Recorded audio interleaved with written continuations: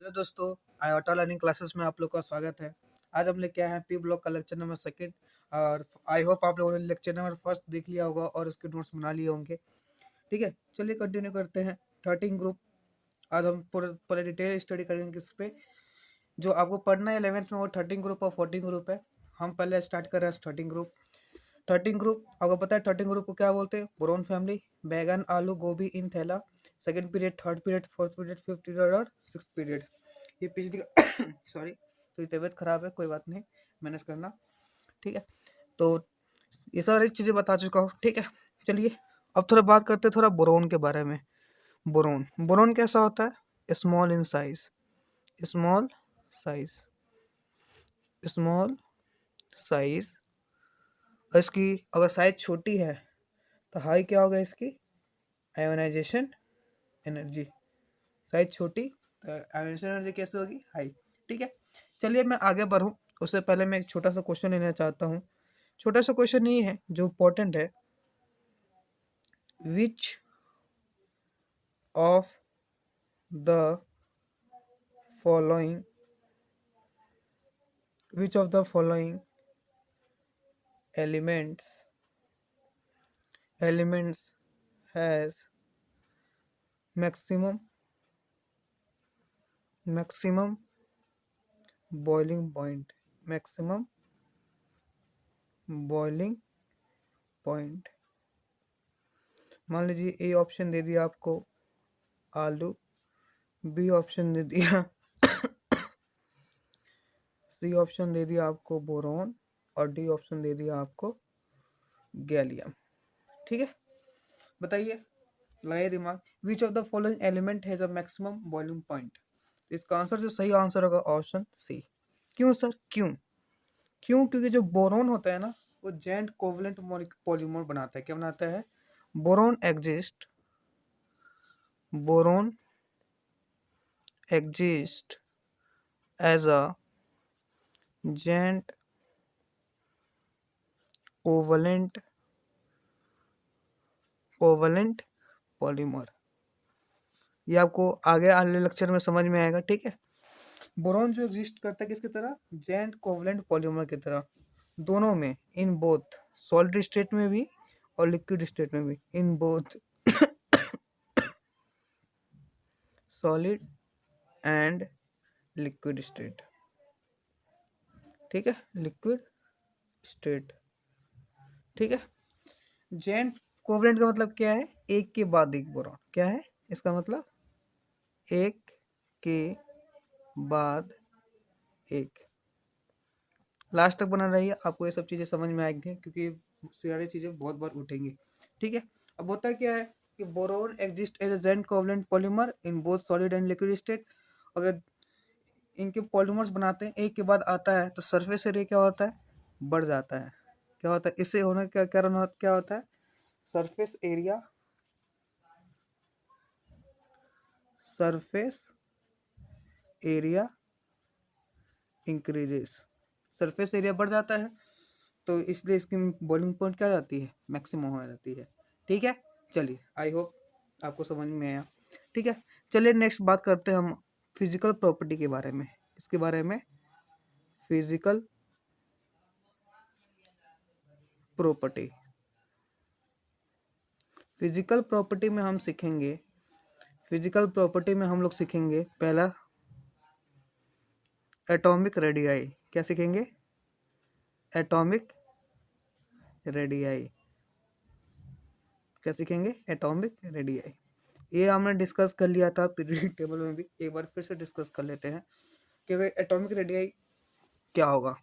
जैसे मान लीजिए आपका बैंगन आलू गोभी इन थैला, ये आ जाए तो आपको पता है टॉप टू बटन आने पे क्या होता है? टॉप टू बटन आने पे साइज क्या होता है? बढ़ता है। लेकिन इसमें कुछ एक्सेप्शन होते हैं। ठीक है, क्या होता है कि जैसे आप, ये तो सेकंड पीरियड है, ये थर्ड पीरियड है, ये फोर्थ पीरियड है, ये फिफ्थ पीरियड है और ये सिक्स पीरियड। एल्युमिनियम के बाद क्या आ जाता है हमारा? मैग्नीशियम। ये 12 नंबर, इसका एटॉमिक नंबर 13। ये डिस्कस कर चुका हूँ। मैग्नीशियम के नीचे क्या आता है, कैल्शियम 20 और ये कितना होता है 31, 12 के बाद 13 चलता है, लेकिन 20 से लेकर 31 कितने इलेक्ट्रॉन गायब हो गए साहब, 10 इलेक्ट्रॉन। कितने गायब हो गए, 10 इलेक्ट्रॉन। तो होता क्या है, हमारे पास ये न्यूक्लियस है, कितने से कितना सेल है, फोर्थ। तो एक सेल, दो सेल, तीन सेल और चार सेल। अब 10 थे, अब 4s में 2 इलेक्ट्रॉन थे, ठीक है। और ये न्यूक्लियस इस 4s2 इलेक्ट्रॉन को मस्त क्या कर रहे थे, अट्रैक्ट कर रहे थे, ठीक है। अब आपने क्या किया कि जो 10 इलेक्ट्रॉन है, 20 और 31 के बीच में कितने इलेक्ट्रॉन है, 10, उसको आपने 10 इलेक्ट्रॉन इंट्रोड्यूस किया। आपने इस 3D सेल में कितने इलेक्ट्रॉन डाल दिए, 10 इलेक्ट्रॉन। तो इसके 10 इलेक्ट्रॉन डाला तो इन दोनों के बीच में क्या होने लग जाएगा, रिपल्सन। साइमल्टेनियसली 10 यहाँ पे क्या हो जाएंगे, प्रोटॉन ऐड हो जाएंगे, 10 प्रोटॉन भी क्या हो जाएंगे, ऐड हो जाएंगे।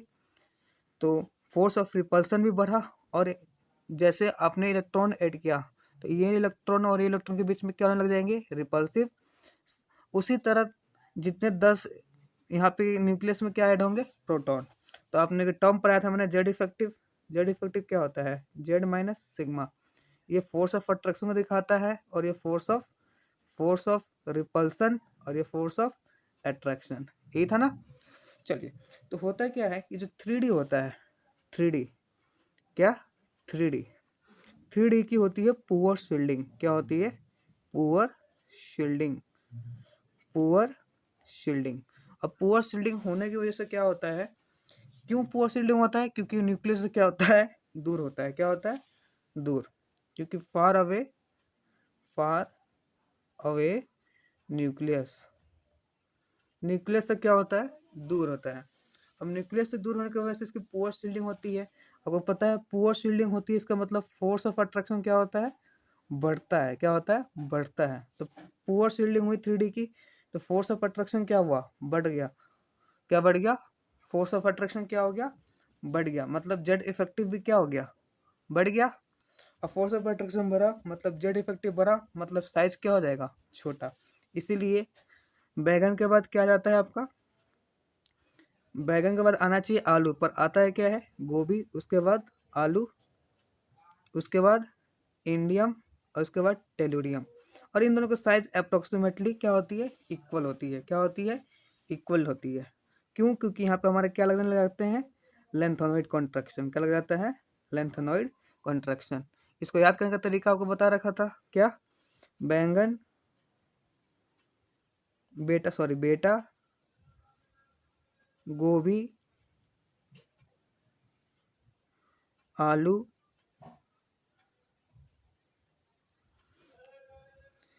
बेटा, गोभी, आलू इन थैला, बेटा, गोभी, आलू इन थैला। ठीक है, आया समझ में, बोलो, समझ में आया आप लोग को। या इसका आप मान लीजिए आपको थियोरेटिकल क्वेश्चन में कभी क्वेश्चन पूछ लिया कि बताओ एल्युमिनियम का साइज बड़ा होता है एज कम्पेयर टू गैलियम, क्यों। मान लीजिए आपसे क्वेश्चन कभी पूछ ले, आपसे क्या पूछ ले, क्वेश्चन। मान लीजिए आपसे कभी क्वेश्चन पूछ ले,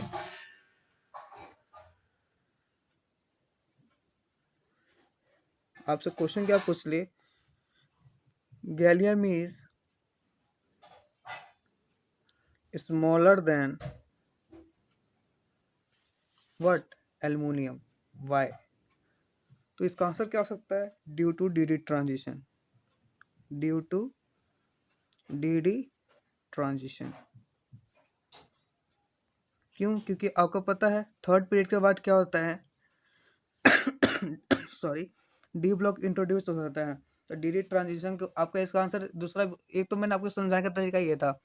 दूसरा मान लो अगर थियोरेटिकल क्वेश्चन आ गया तो कैसे करोगे कि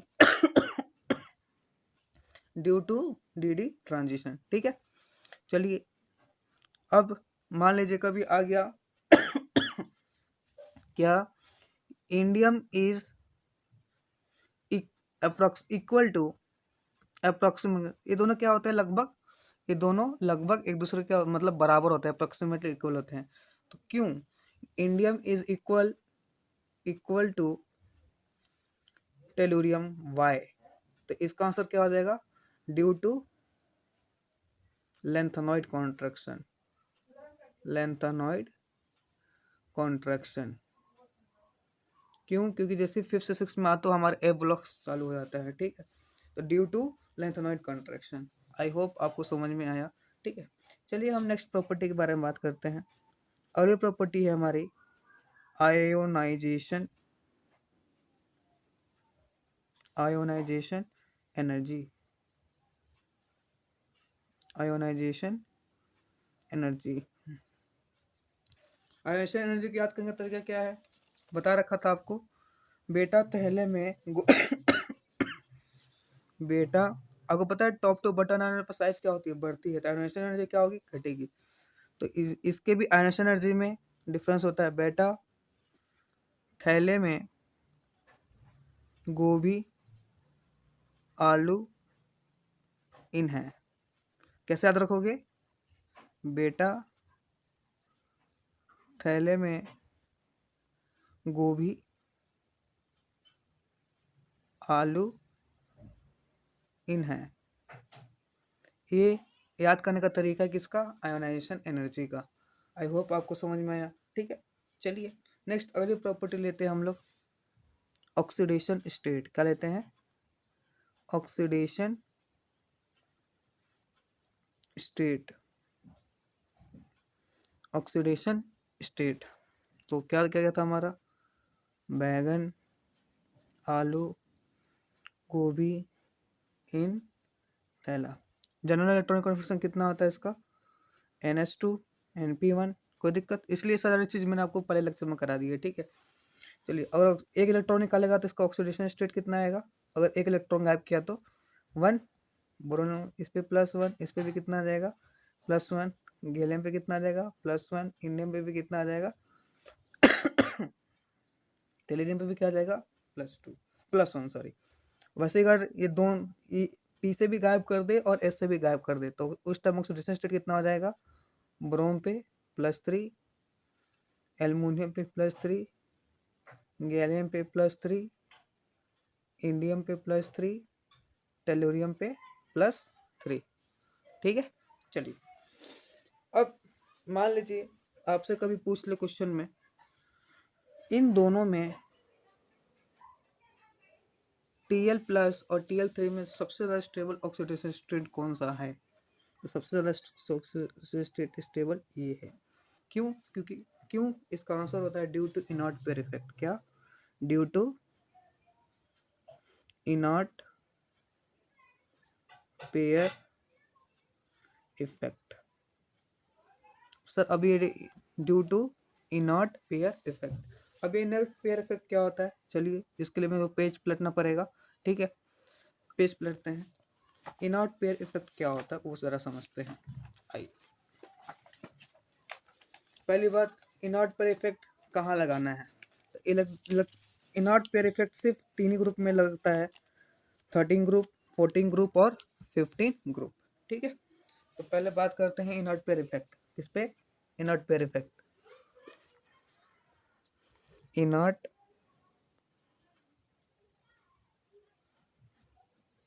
pair effect, inert pair effect, ठीक है। पहले इसमें कुछ लिख लीजिए, इसके बाद आगे बढ़ेंगे। इनर्ट पेयर इफेक्ट कहाँ का लगेगा, 4NH2 इलेक्ट्रॉन्स ऑफ 13, 14, 15 ग्रुप। कौन से इलेक्ट्रॉन, NH2 इलेक्ट्रॉन किसके किसके, 13 ग्रुप के, 14 ग्रुप के और 15 ग्रुप के, of P block, of P block, tendency to take part in bond formation, in bond formation और to be lose of electron decreases. क्या होता है, decreases on moving top to bottom. इसका मतलब क्या हुआ? मतलब इसका मतलब ये हुआ, they do not want, they do they do not want to take, did not want to form bond, therefore they they want to be inert। कहने का मतलब है कि इनर्ट पर इफेक्ट पहले बात 13 ग्रुप में लगेगा, 14 ग्रुप में लगेगा और 15 ग्रुप में लगेगा। इनर्ट पर इफेक्ट का मतलब क्या होता है कि इन ग्रुप के लिए जो NH2 इलेक्ट्रॉन है वो बॉन्डिंग में इंटरेस्टेड नहीं होते हैं। क्या होते हैं? बॉन्डिंग में इंटरेस्ट नहीं होते हैं, वो अपने इलेक्ट्रॉन को लूज नहीं करना चाहते हैं। देखिए, part in bond formation to be lose electron क्या होता है? Decreases on moving to top double. इसका मतलब क्या हुआ कि they do not want to form bond and they वो बॉन्ड ही नहीं बनाना चाहते। इसका मतलब क्या बनना चाहते हो? इनॉट। क्या बनना चाहते हैं? इनॉट। आया समझ में? चलिए, कोई दिक्कत? अब इससे अभी मैंने क्या बात किया था कि NH2 NP1 बैंगन आलू गोभी इन थैला, ये बात किया था ना हमने। अगर एक इलेक्ट्रॉन निकाला तो बोरोलियम पे प्लस, एल्युमिनियम पे प्लस, गैलियम पे प्लस, कोई दिक्कत, इंडियम पे प्लस और टेलोरियम पे भी प्लस। अगर एक इसके इलेक्ट्रॉन और दो इसके इलेक्ट्रॉन गायब किए तो तीन पूरे गायब हो गए, तो इस पर कितना देगा? 3 प्लस एल्युमिनियम पे, 3 प्लस गैलियम पे, 3 प्लस इंडियम पे, 3 प्लस और टेलोरियम पे भी कितने प्लस? 3 प्लस। कोई दिक्कत? चलिए, अब मान लीजिए ये था, तो मतलब अगर मैं आपसे पूछूं इनकी स्टेबिलिटी ऑर्डर, तो सबसे ज़्यादा डाउन, ऊपर से नीचे आने पे स्टेबिलिटी ऑर्डर क्या होती है? बढ़ती है। ठीक है, लेकिन अगर मैं इसकी स्टेबिलिटी ऑर्डर पूछूं तो ये क्या होगी? घटेगी। क्या होगी? घटेगी। कोई दिक्कत? आया समझ में? अब देखिए, इससे रिलेटेड एक क्वेश्चन मान लीजिए आपसे कभी पूछ लिया गया, क्या आपको पूरा कंसेप्ट समझ में आ जाएगा इससे। व्हाट इज द ऑक्सीडेशन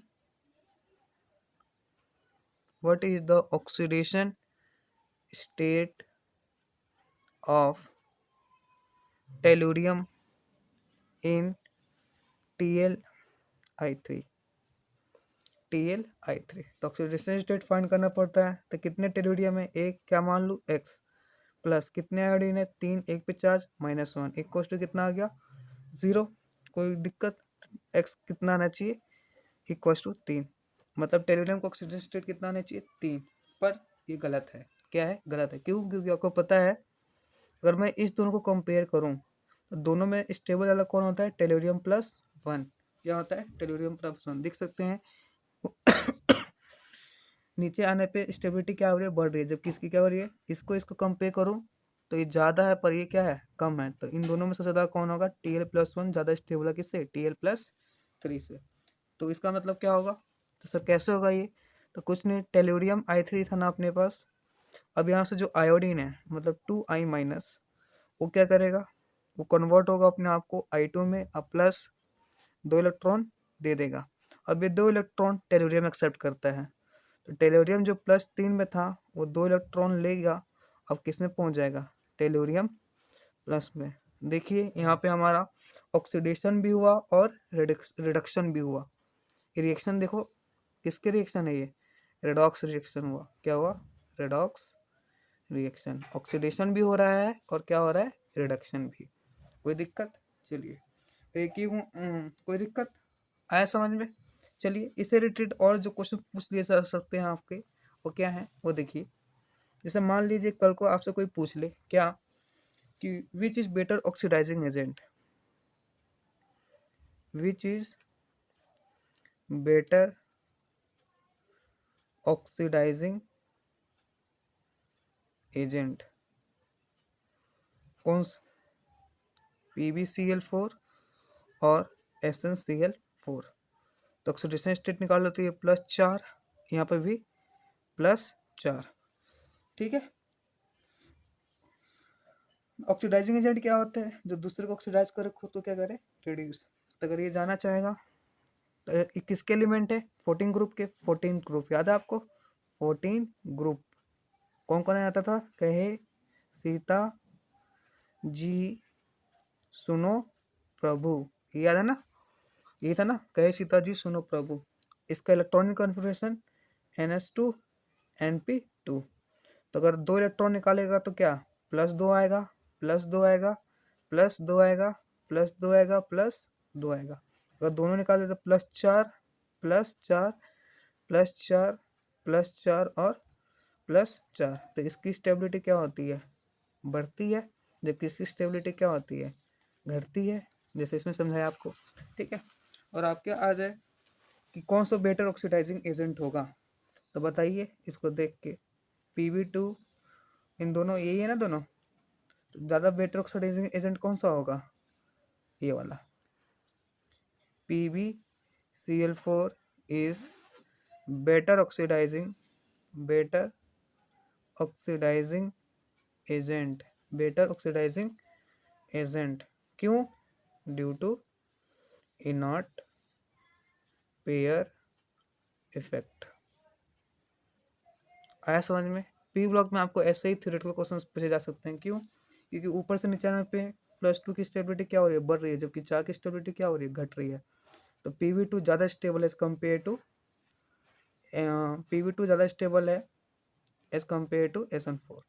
इसलिए जो Pb2 होगा वो बेटर ऑक्सीडाइजिंग एजेंट होगा। किससे? इनॉट पेयर इफेक्ट। आई होप आपको समझ में आया। चलिए अगले लेक्चर का जाने से पहले एक क्वेश्चन आपसे और करा दूं मैं। एक क्वेश्चन और कर लीजिए। क्वेश्चन एक और है, ये आपको शायद पता ही होगा।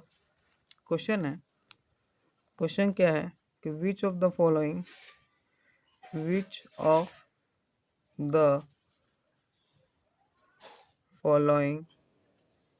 Has lowest melting point. Which of the following has a lowest melting point. A option दे दे आपको एल्युमिनियम, बी ऑप्शन दे दे बोरोन, सी ऑप्शन दे दे गैलियम और डी ऑप्शन दे दे इंडियम। तो आंसर बताइए। गैलियम। क्यों? Due to weak binding force. इनके बीच में फोर्स कैसे होता है? Week binding force. सेकंड, ये बहुत इंपॉर्टेंट पॉइंट है सेकंड वाला। It has distorted metallic structure.